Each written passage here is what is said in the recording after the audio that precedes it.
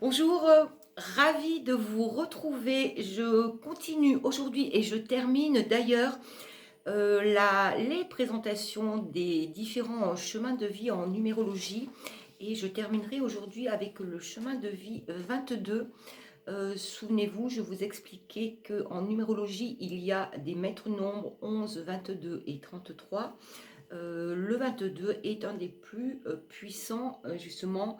Déjà, c'est le double du 11, hein, tout simplement, parce que 11 et 11, 22. Donc, ce sont toutes les énergies et les qualités du chemin de vie 11 qui sont décuplées. Alors, le chemin de vie 22, pardon, que j'illustrerai avec le mat. Je vous expliquerai tout à l'heure ce qu'il représente et pourquoi j'ai décidé de le rapprocher au chemin de vie 22. Alors, le chemin de vie 22, est souvent appelé le chemin des maîtres bâtisseurs. Car en fait, ces personnes-là, ces personnes qui ont ce chemin de vie-là, ont le potentiel de manifester de grands projets potentiels et l'envie aussi. Les qualités de ce chemin sont la capacité pour concrétiser les rêves ambitieux en réalité tangible. On en revient ici avec le chemin 4, puisque souvent le chemin 22 qui est difficile à vibrer sera plutôt vécu en chemin de vie 4. Alors, vous, les personnes qui avez ce chemin de vie, vous êtes en général un organisateur né, capable de diriger de grandes équipes, de gérer des projets complexes, élevés et à grande échelle. Vous avez aussi la facilité à transformer et à transcender les obstacles en opportunités. Alors, pourquoi ce chemin de vie est difficile à vibrer de par ses fortes énergies? Eh bien, parce que ce grand bâtisseur peut avoir justement une pression immense et intense pour faire quelque chose,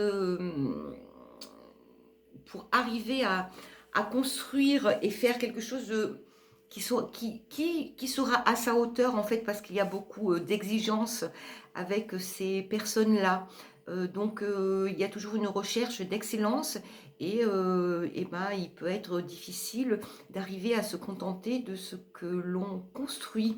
Ben justement, c'est se contenter de moins pour eux, ce n'est pas possible. Et du fait, l'importance de leurs tâches euh, qui parfois peut être tellement ardue, et ben, peut pousser à l'abandon, à la procrastination par exemple. Il y a aussi en défi un manque d'ancrage, car le 22 peut se perdre facilement et ben, dans ses idéaux élevés et qui ne sont pas toujours réalisables. Je tourne ma page. Donc, les personnes qui ont ce chemin de vie sont souvent, comme je vous disais, des visionnaires, des êtres hors normes, originaux. Et c'est justement en ce sens que j'ai choisi le mat pour illustrer. Donc le mat et l'arcane du tarot, la seule qui n'est pas numérotée. Alors est-elle au début?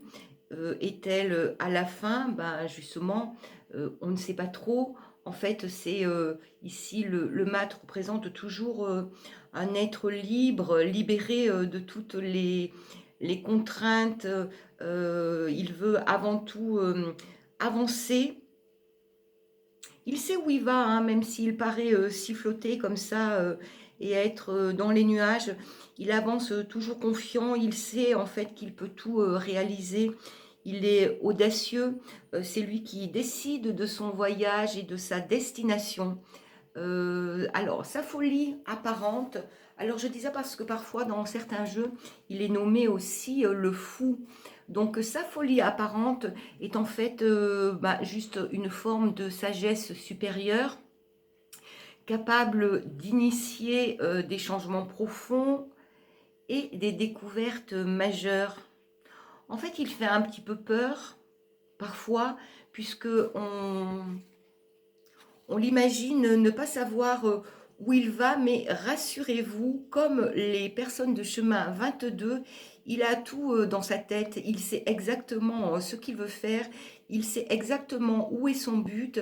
Et moi j'aime bien dire, quand le mat sort dans un tirage, qu'il est dans une recherche spirituelle. Voilà, il y a ce voyage qu'il entreprend est aussi une démarche spirituelle.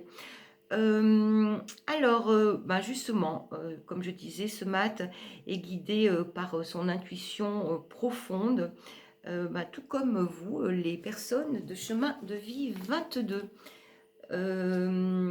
Alors, pour terminer, j'ai envie de dire que tout voyage, peu importe la grandeur et là je rapproche justement aux grandes idées du chemin de vie 22.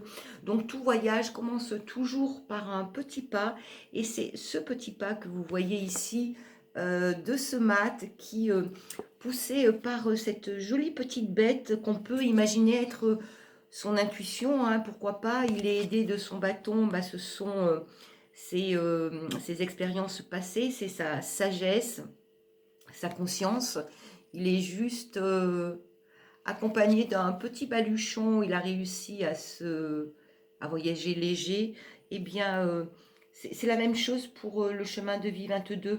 Il y a de grandes envies de réalisation, mais tout commence en fait dans leur imagination hyper développée et leur envie de faire les choses en grand. Euh, voilà, j'espère que ce petit exposé, cette petite présentation sur le chemin de vie 22 et l'arcane majeur, le mat dans le tarot de Marseille, vous aura appris quelque chose si vous-même êtes de ce chemin de vie, si votre âme a choisi de vivre ce chemin-là. Je vous dis à très bientôt, peut-être pour d'autres partages en numérologie, je ne sais pas, les idées que je peux avoir prochainement. En tout cas, je vous remercie de m'avoir écouté. Je vous remercie aussi pour tous les gentils commentaires que vous m'écrivez. Et je vous dis à très bientôt. Belle route!